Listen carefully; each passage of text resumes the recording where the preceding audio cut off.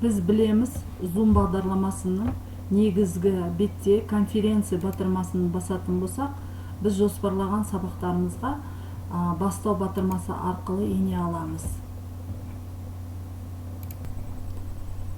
Компьютердің дыбысы арқылы енеміз.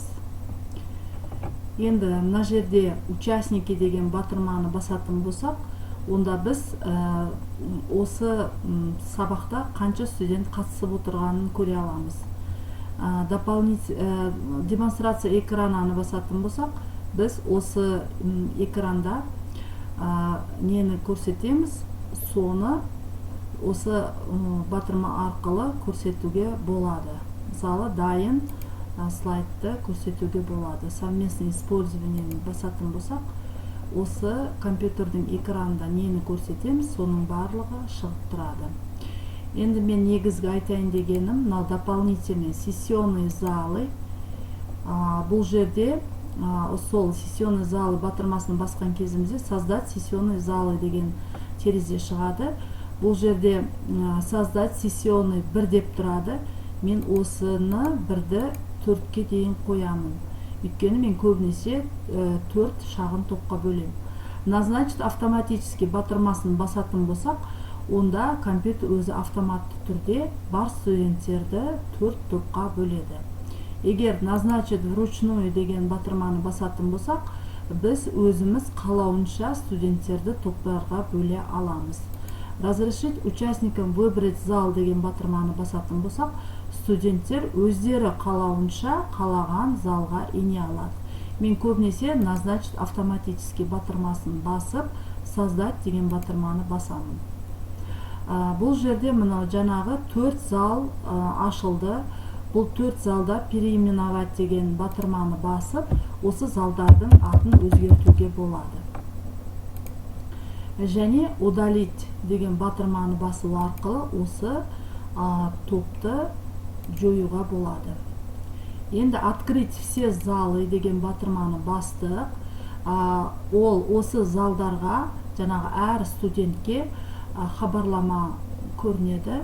Осы 1-ші немесе 2-ші немесе 3-ші залға кіру керектігі туралы.